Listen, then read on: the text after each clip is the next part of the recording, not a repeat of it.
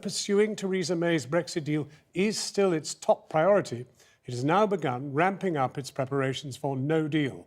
Details of where £2 billion in funding will be spent have been revealed, whilst advice for the public will be rolled out over the coming days on everything from potential traffic chaos to credit card fees. With 101 days to go before Brexit, our political editor, Gary Gibbon, is in Westminster.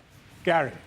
The days do not get any less extraordinary. A 3-hour cabinet today in which I would say a majority of the cabinet ministers round that table were discussing something they think would be an unmitigated disaster. The Work and Pensions Secretary, Amber Rudd, actually spelt it out in the room and said a no-deal Brexit would be a car crash.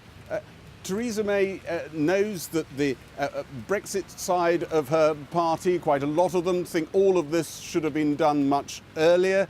On the Remain side, she knows that a lot of them think it is simply a scare tactic to try and get more MPs into her lobby backing her deal when she brings it back to Parliament in January. One week from when we had the Brexiteers trying to get a no confidence vote in Theresa May, you've got Remainers tonight saying, Anna Soubry and Nick Bowles, two Tory MPs, that they would probably resign the whip of the party and no longer vote with the Conservatives if no deal became the central policy. There were pot shots being fired at cabinet ministers, not very coded in that cabinet meeting there, and even talk of indicative polls to try and work out what policy Parliament might come up with, which kind of presumes it won't be backing Theresa May's policy. That was the cabinet today. Another day in the extraordinary life of this battered government and the Brexit project. With 101 days to go to Brexit, the Cabinet today agreed to implement full-scale no-deal plans. It means the government is contemplating presiding over a crash-out from the EU, which the Foreign Secretary in August described as a mistake we would regret for generations. The Business Secretary has said would be crazy. The Work and Pensions Secretary has said is unthinkable. We need to recognise with 14 weeks to go that a responsible government is preparing for the eventuality that we leave without a deal. That is the responsible thing for the government to do. That is what we agreed at Cabinet. The plans include everything from buying space on ships to stockpiling medicines, plus sounding the alarm in messages to business and members of the public. The Defence Secretary suggested that the military might be needed too. Government sources said they might backfill police officers needed elsewhere for operations like traffic control for queues of lorries. We've as yet not had any formal requests from any government department, but what we are doing is putting contingency plans in place, and what we will do is have 3,500 service personnel held at readiness, including regulars and reserves, in order to support any government department on any contingencies they may need. Later in the Commons, Labour described the government's no-deal planning as an expensive bluff. It's a political hoax, and deep down, I think the government and this Prime Minister knows it. I know from personal experience how seriously she takes security arrangements for the United Kingdom, and to put ourselves in a position where they'd be jeopardised is not something that deep down I think she thinks could possibly be acceptable for this country.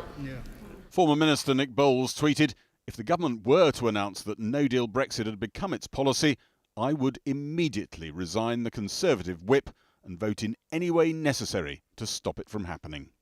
Some cabinet ministers, like International Development Secretary Penny Mordaunt, think no-deal Brexit could be softened with side deals. She spoke of a managed glide path in a speech last night. The Justice Secretary David Gauke told Cabinet talk of a managed no-deal was fantasy, and the responsibility of cabinet ministers is not to propagate unicorns, but to slay them. The European Parliament's lead negotiator on Brexit tweeted, "There is no such thing as a managed no deal."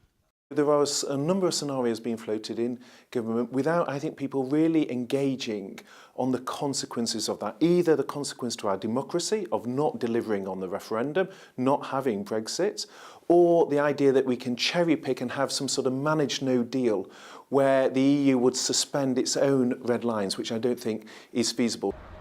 Lorry jams have dominated the no deal talk. The government's imminent guidance to businesses and households will flag up many other areas. The government is working on 320 work streams on no-deal preparations, and they are, the Cabinet agreed, now its principal operational focus. Well, earlier I spoke to the Brexit Minister, Chris Heaton-Harris, and I began by asking if he was confident of making a success of no deal. Well, yeah, I mean, obviously, as a government and as an individual, I want us to have a deal and get that over the line so we have certainty in that way. But yes, I'm very confident that the government will deliver on its plans for a no deal. Well, under those plans for a no deal, you have 3,500 troops on standby. You're spending hundreds of millions of pounds to ensure that there's clean drinking water in the UK. You're becoming the largest buyer of fridges to store stockpiled medicines. I mean, these are the kind of things you'd expect after a disaster in a third world country, not in Britain in 2018. Forgive me, but I think there's a tiny bit of spin on that.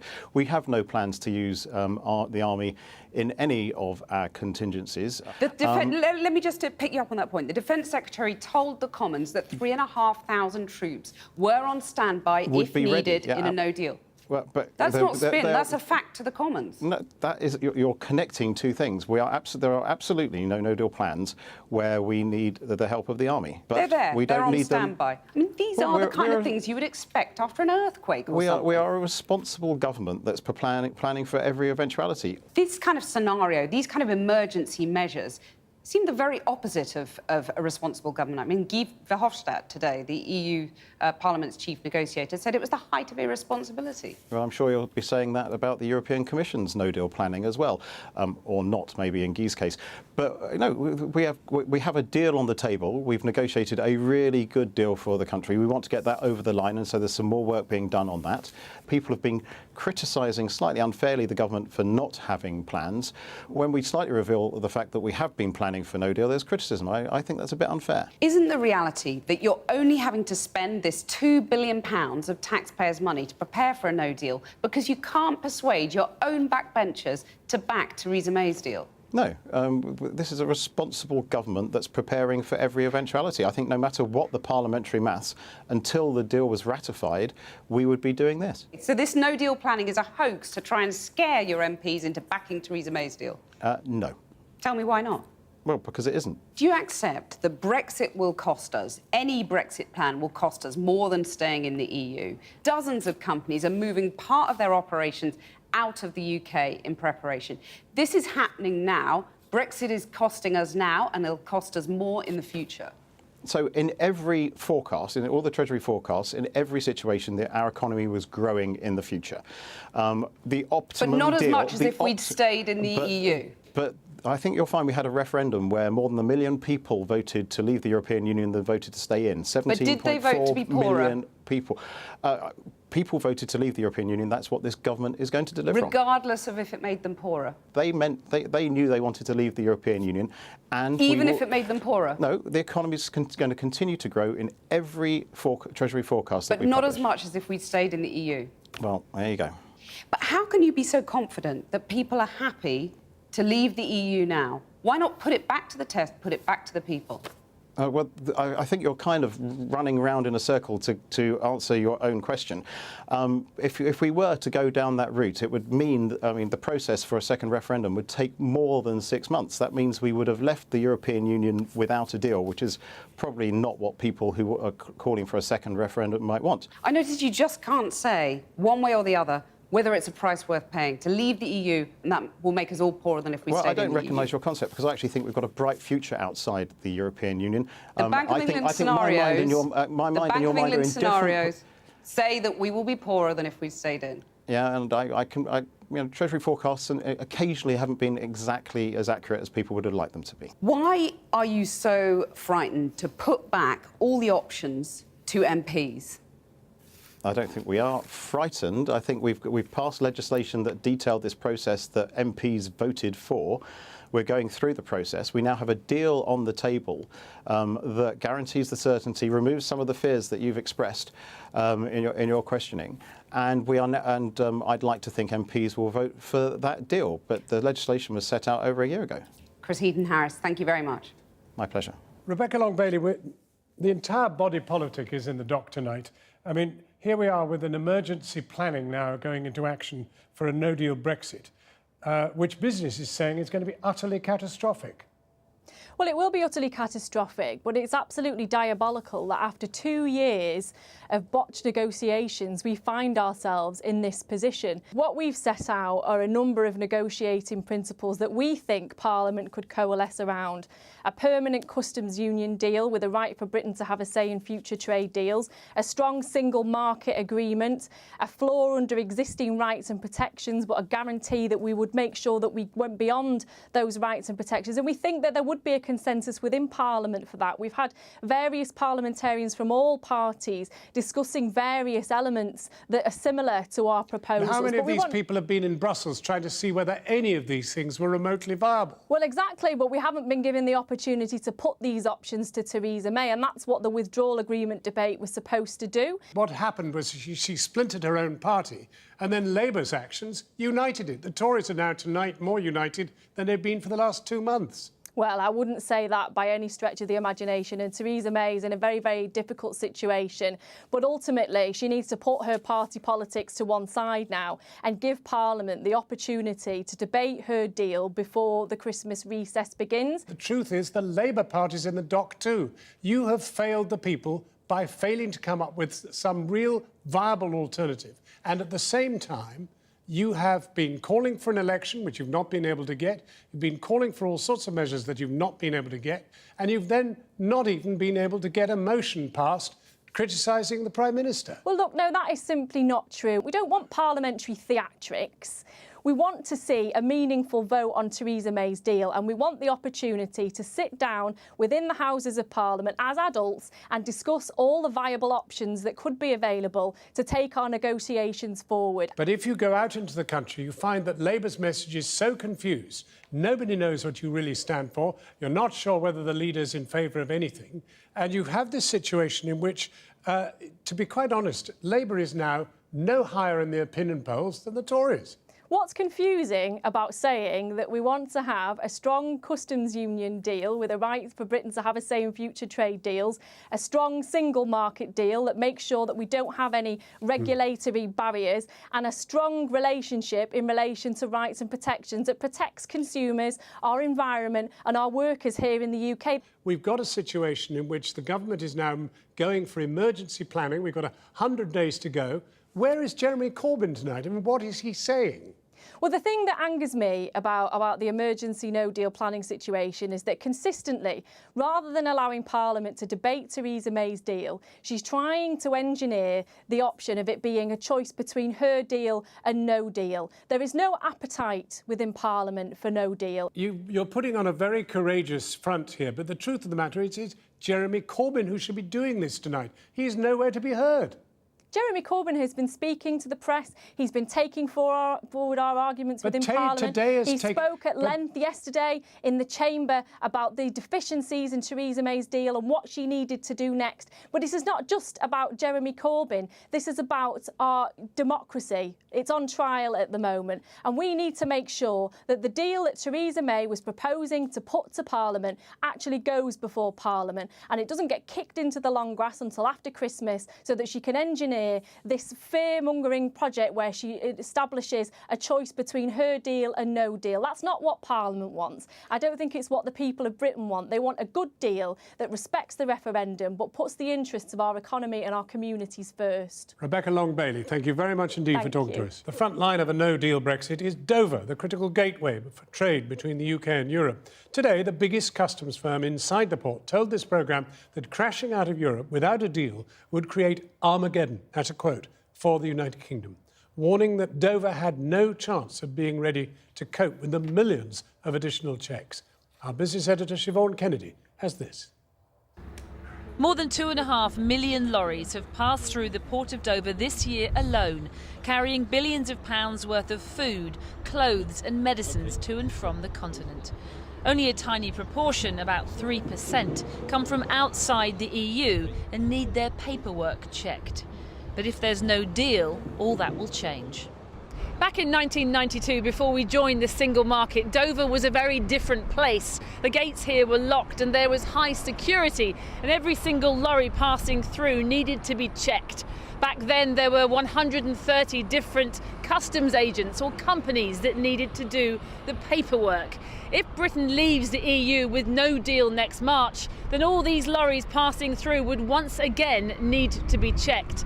The only difference is this time around there are just 17 different customs agents, and in the meantime the volume of lorries turning up here has more than doubled. And if you were told this week, for example, listen, we're moving to a no-deal scenario, we simply cannot get agreement in Parliament, could you do it in time? Oh, no chance. It takes us 6 months to 18 months to train a customs entry clerk, and we have 35 trained customs entry clerks in our business. Steve Appleby is one of the bosses at the biggest customs clearance firm in Dover. His team do the checks on the small number of non-EU trucks. It takes about 20 minutes per lorry. But for anyone who thinks it's a simple procedure, look at this. It's quite a good example. That's one truck. That's one truck of what we as customs clearance agents in Dover and the UK do. The point is, these types of checks happen for 3% of the trucks that come in and out. 100%. In a no-deal scenario, you're looking at 100% worth of checks. Paperwork, yes. Could you cope with that? No. We'd like to, and we'd like to be part of the solution rather than part of the problem, but we need help.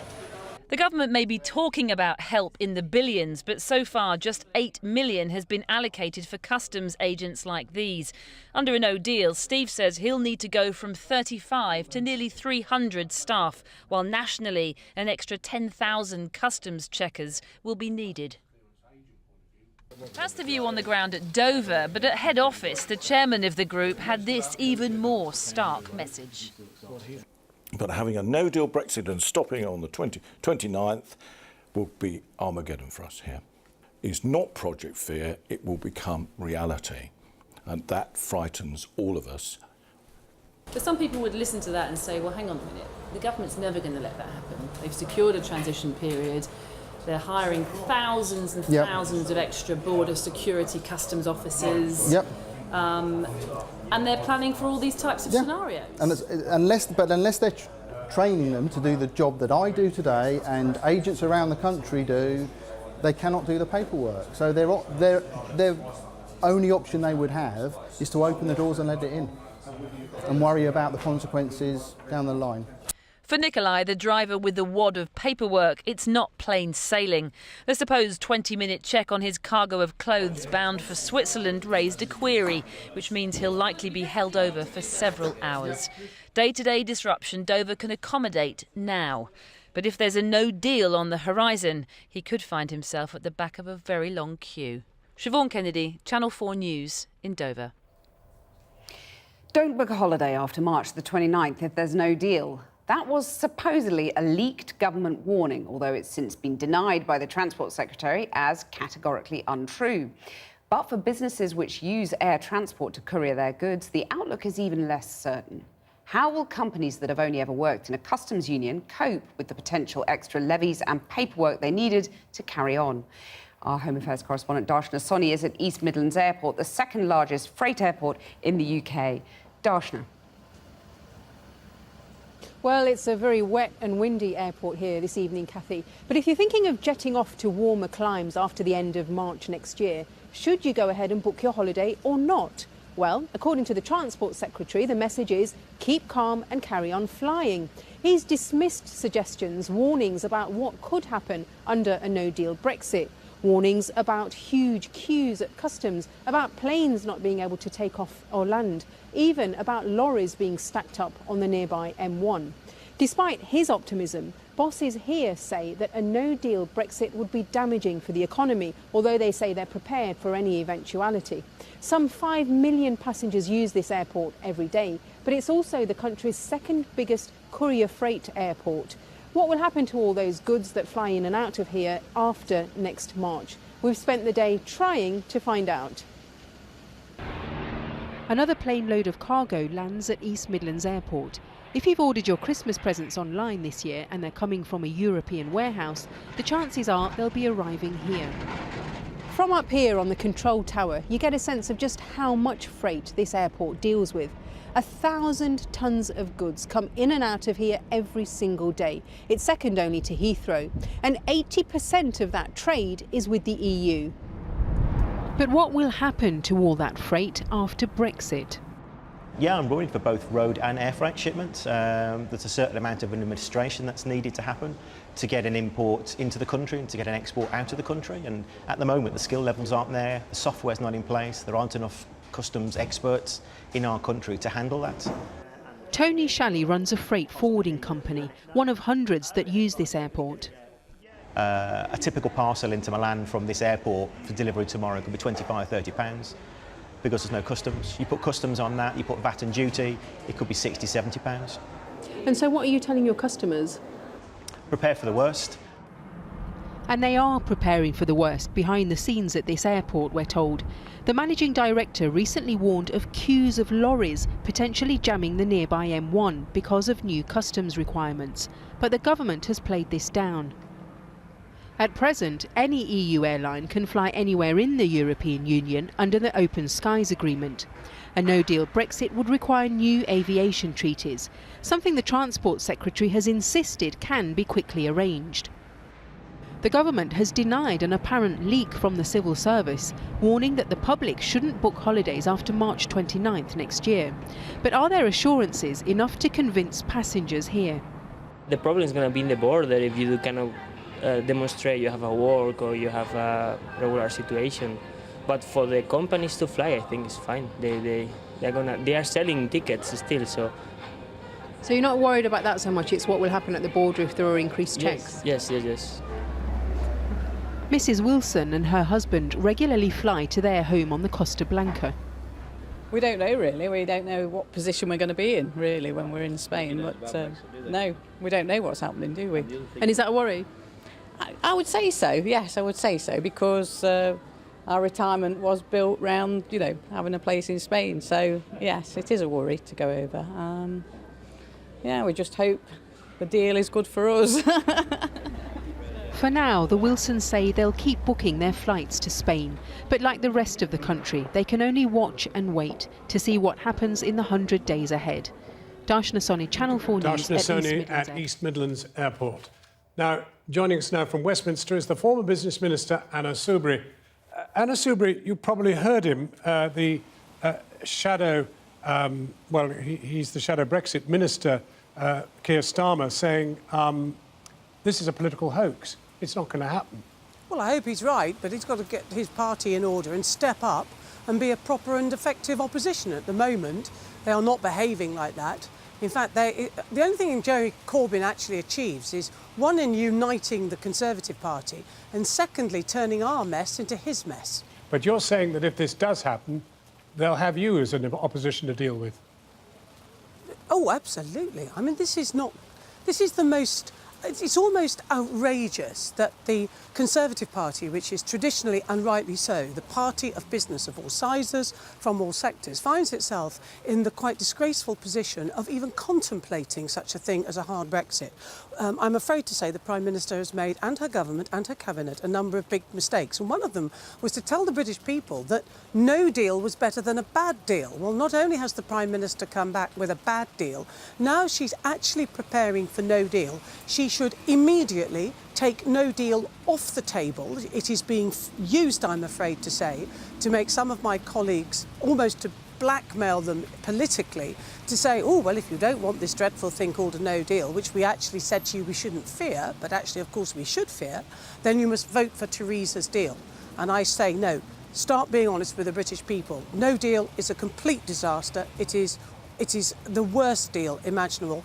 Get it off the table and square up to the British people. Nevertheless, they're planning for it. And if it happens, what are you prepared to do? oh, I'm not going to hang around in the Conservative Party by keeping on with the whip if we embark upon this madness. And I know I'm not alone in that. Dominic Reeve has said the same. My colleague Nick Bowles, who I was talking to, which is why I was slightly late getting to you, so do forgive me. But he's made it very clear. This is the stuff of complete madness. But it's deeply, profoundly irresponsible of the government to be making these plans when it can clearly take no deal off the table. Well, It's also costing your viewers billions of pounds of money that could be much better spent, frankly. Can you just clarify for us, Anna Soubry, what has happened today? There's been this explosion saying, you know, that we are now facing Armageddon, quoting this man running the docks down in Dover. Armageddon. I mean, why suddenly today? Well, to be honest with you, John, some of us, and I know Channel 4 News is one of the best, if not the best broadcaster on this. Steady. We have, of course, here's the thing, you're not going to disagree with that. But in all seriousness, you know, some of us have been talking about these things. We have been explaining to people the options. We've been explaining to people the dangers, what looks like the strategy of the Prime Minister. We've been saying these things, and sadly, very few people have been reporting them, and probably even less taking them seriously. All of this has been predicted. And of course, most importantly, British business has been saying this as well. And again, these things have not been reported. Or more importantly, British business has been saying them in private when they should have been saying these things publicly. Look, the truth is, I'm afraid, and it's to me no pleasure to say this, too many of my colleagues simply have either kept their heads under the sand because it's all too much and it's too difficult, the reality of Brexit, or they just simply haven't understood the harsh realities of Brexit. And they've all of them got to face up and wake up to the realities of Brexit. And the first thing the PM's got to do is to take this outrageous idea of no deal, or even more bizarre, a managed no deal, off the table. It is very bad. Thank you very much for talking to us. And just to say, the Institute of Directors have gone public today, saying it would be a catastrophe to happen. Well, across the UK, farmers are also worried about the prospect of a no-deal Brexit, with unions warning it could be disastrous for British agriculture. 86 kilos, 2, 3, 4, 5, 86, 87, 87, 88. Cattle and sheep farmers fear they could be hit with up to 60% tariffs on red meat exports if the UK has to revert to World Trade Organization terms in March. The EU is the UK's biggest market for lamb, and economists warn that steep tariffs could mean a collapse in exports. Auctioneers in North Wales are also concerned about live sheep sales. Is there going to be tariffs on the lambs? You know, are we going to be able to export their lambs into Europe as the way we're doing now? We've got to remember that in excess of 70% of our lambs go into Europe at the moment. Is there going to be any tariffs? We don't know. We'll have somewhere like about 3,500 in total of animals in the market today. And you think when you've got 70% of them going into Europe, it's a massive amount of money involved for the farming industry. Well, I'm joined now by the President of the National Farmers Union, Minette Batters. Are you yourself reassured or alarmed that the government is planning for a no-deal Brexit? Well, we're reassured, and indeed we've been working with them on planning for a no deal, because it's very clear now that this cannot be left to chance, and if anything, no deal is the only certainty on the table at the moment. What does no deal mean then? I think this is one of the big challenges, that no deal doesn't actually cover off what no deal really means. I mean, what are the implications of no deal? Well, the implications are that route from Calais to Dover is a critical route, so 11,000 trucks coming in every single day with food and drink. But most of our critical dependencies, so if we look at animal medicines, if we look at seeds, if we look at fertilisers, those also come in from the EU. So animal medicines, 90% are made in the EU. Now, we've worked on a just-in-time basis, which has been about bringing in product, taking out product, all tax-free. That is all put at huge risk, bringing those critical things into the marketplace. And also, in a no deal, British farmers are immediately carved out of the marketplace, so they lose their export to the EU market. Indeed, there is no inspection point at Calais, so all the trucks coming into Dover would then, when we regain export access, would have to go back via Zeebrugge or Rotterdam. The other vital thing here is that government has made it very clear that imports will be coming in tariff-free, and that just can't be done to the EU. So the high standards that we have here, that British consumers expect, that cannot be taken for granted either, because we would have to open our doors to the rest of the world as well. I mean, you seem to be tempering your language somewhat. In July, you said this was no deal was an Armageddon scenario. Was that a mistake? Was that Project Fear, or do you stand by that? We absolutely stand by it. It's catastrophic. I have said we have looked into the abyss when we have looked at no deal, so we absolutely stand by what we have said. It's why we very cautiously supported the Prime Minister's package, because it allows for a level of orderly Brexit. But for British farmers, it is a complete catastrophe to leave the EU with no deal. And what about British consumers? I mean, can you be confident that we would get enough food on the table under no deal? I think it's going to be put at risk bringing food in, because there is such a significant amount that comes in, mainly fruit and vegetables, which, of course, we bring a lot of in, but we produce 60% of the food in this country. So in order to process it, to manufacture it, to bring in the vital things that we need, that relationship is critical. And losing market access and an obliteration of the tariff wall for imports, that opens up market access to the rest of the world, to countries that produce food to lower standards than our farmers do here. So it would effectively price us out of the marketplace, make us very uncompetitive. And when I think shoppers have got used to high standards, being able to buy more and more British food, it puts all that at risk. But very briefly, I mean, the Brexit minister says that people, including some of your members, voted for Brexit. Politicians have got to deliver it, haven't they? I think what was on the table when people voted is not what is on the table now. They were promised market access to the EU. They were promised more money. They were promised a bonfire of regulation. None of that has happened. So, you know, we have what we have, but it's not what they voted on. Minette Batters, thanks very much. And later in the programme, we'll be joined by the comedian Rory Bremner and the writer Robert Harris for an alternative look at what the Brexit future could hold. Now, some developing news tonight amid confusion in Whitehall over the expected publication of the government's long-awaited immigration white paper. Our political correspondent Michael Crick has the latest. Michael. Well, John, I can report to you that the immigration white paper will be published tomorrow. We're expecting it in the summer, then it's been postponed and postponed and postponed. But it's a reflection of the extraordinary goings-on in government right now, that the rows over what should be in the white paper have been continuing even this evening. But it seems to be settled. The crucial issue is over the £30,000 threshold which will be applied to high-skilled workers, which currently applies to the rest of the world. The Migration Advisory Committee suggested to the government in September that should be extended after Brexit to the EU.